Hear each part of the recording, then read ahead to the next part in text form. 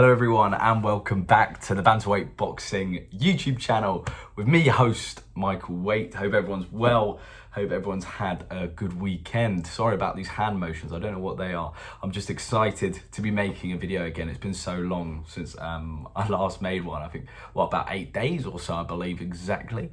I've just been hopping around. They're basically, house I'm living in at the moment, there's work being done to it, so hence why there's a new background for every video I do right now, is because I am literally hopping from Airbnb to Airbnb. So yes, condolences in the chat for me. Very, very difficult right now. But yeah, what are we talking about? We're talking about Teofimo Lopez versus Josh Taylor. I promise now I'm going to keep my hands on my lap. Stop the movement. Yeah, oh, what a fight. I actually just watched it back. I watched it back yesterday. Shout out to Sky for putting the full fight on YouTube. I'm so happy that's now a thing in boxing, that you can actually watch the fight properly the next day. And obviously I watched it on mute, not listening to those Sky commentators change my opinion or try and make me see something else which is not really going on. You guys know, anyone who watches boxing knows what I'm talking about. So yeah, I watched the fight back yesterday. Cracking fight. I was gutted it wasn't in the UK actually. I think it would have been a much bigger fight in the UK. Obviously, Josh Taylor's got a massive Scottish following. I think it sold like it did like a 5,000 capacity or something like that. It was quite a small arena in America. So yeah, a bit of a shame, but still, the fight itself, cracking result, obviously, or cracking fight, sorry. The result was obviously Teofimo won via decision.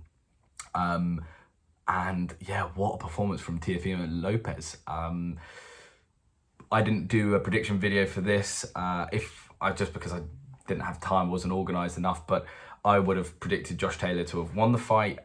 Everyone I was seeing on YouTube was predicting Josh Taylor to win the fight. All the kind of boxing journalists that I listen to and stuff were all, it's pretty unanimous for Josh Taylor. So yeah, you can't say it's an upset, because I'm not surprised myself. Like, Teofimo Lopez was the first guy to properly beat Lomachenko. Like, everyone knew he had an incredible ability. So it's not an upset by any means, but I think people were quite shocked. I think he did surprise quite a few people in the night. Even when I was looking at the YouTube comments, everyone for the full fight, a lot of people were saying the same as me. They'd picked Josh Taylor to do it. So massive congratulations to Teofimo Lopez, and what an amazing fighter he actually is. When I was watching that fight back, and before I talk about the whole fight and Josh Taylor, I just want to say a few bits about Teofimo Lopez, a little monologue, if you will.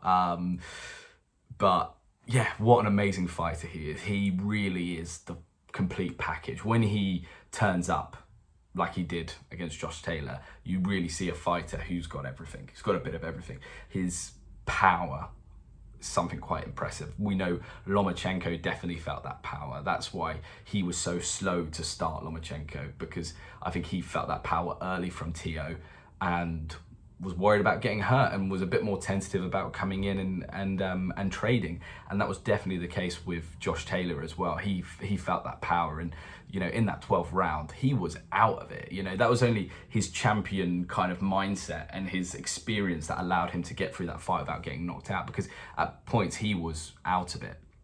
And I think he felt that power very early.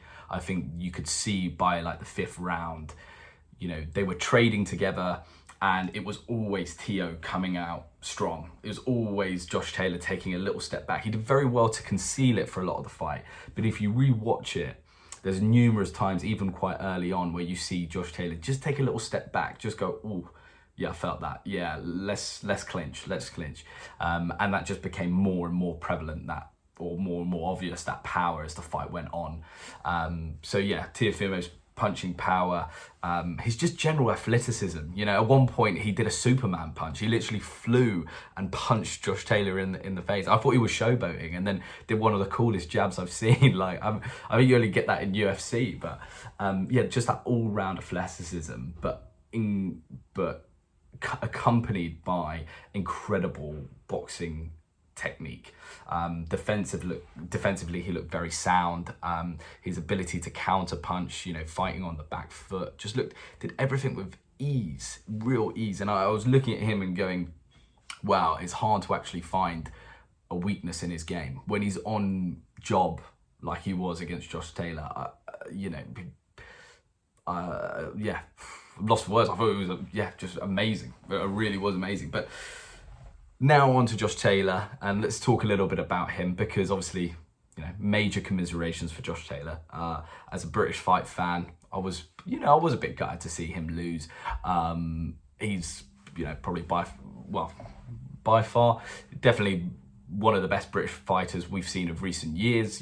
Became unified in 18 fights or something crazy like that. Has got a record which is just super impressive. Beat the best, talking about prograde and stuff like that. But what went wrong for him against Teo? Well, I think there was a few things. I think obviously, as I've just raved about Teo, he was amazing on the night. Lopez brought it. He was the best form of himself he could have been. So that was one element.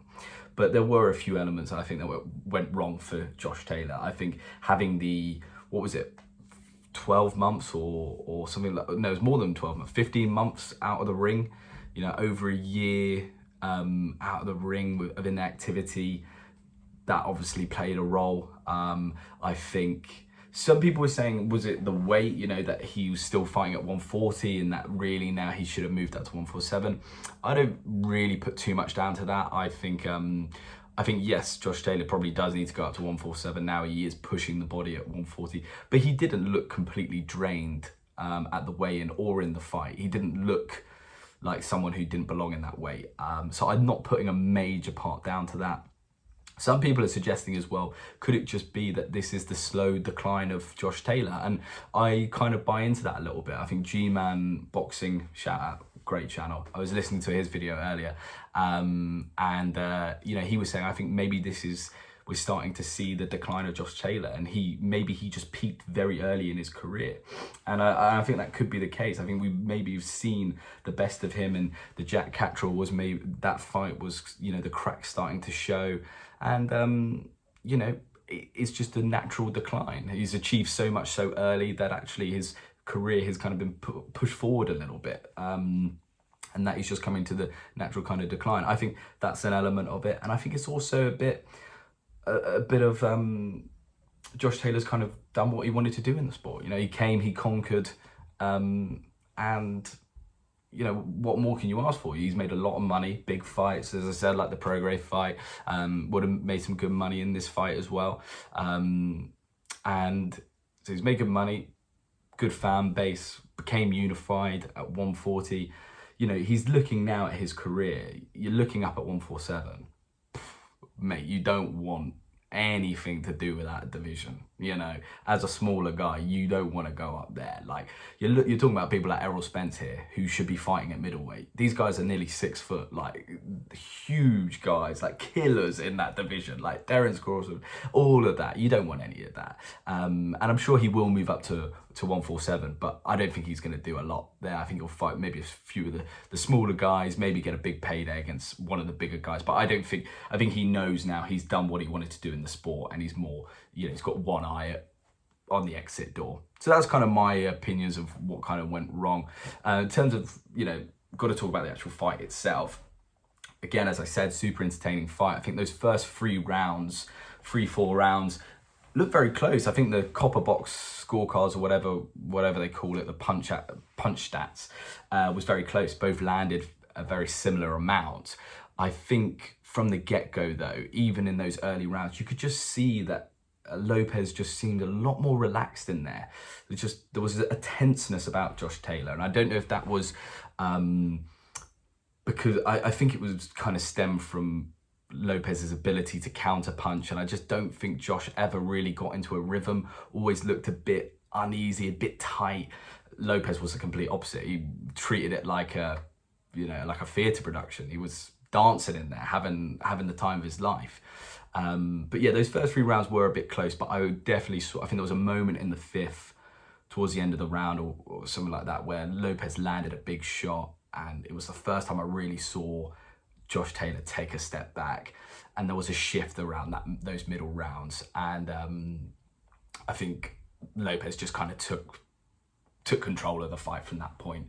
He was fighting on the back foot, counter punching so well.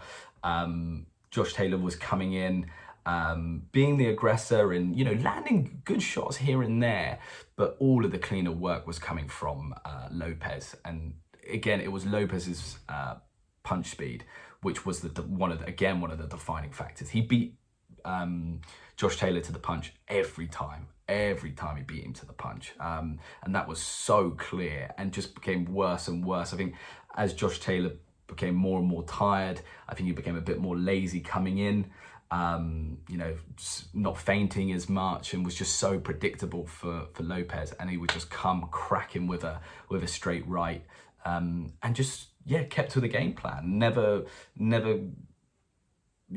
seemed in trouble. Seemed quite early that Lopez felt he could take Josh's power. I don't think he feared that. I think sometimes he was a bit careless defensively, because I think he felt he could punch with Josh Taylor. And whenever, as I said before, whenever they were trading, it always felt like Lopez came out on top after the exchange. He wasn't the one going to clinch. He felt like, yeah, I can bang with you, like, it's fine. And I think, it just became more and more dominant from Lopez as the fight went on to where it got to about the championship rounds. And it moved from a competitive fight to actually a bit of a beatdown. I think, Josh Taylor's done himself some big favors not getting knocked down in that fight. But I think really, if you look at it, by the end, he was just getting beaten up. It wasn't competitive at all. And I think if Teo like really wanted to get him out there, really just went for it, I think he would have knocked him out. But he was kind of quite relaxed, and I think, knew it was important to get the job done, and was just kind of enjoying himself, I think, in there. But what a performance from Teofimo Lopez. Massive credit to him. Clearly a fighter, you know, like some of those greats, like Tyson Fury and stuff like that, who is a man who needs to get up for the occasion.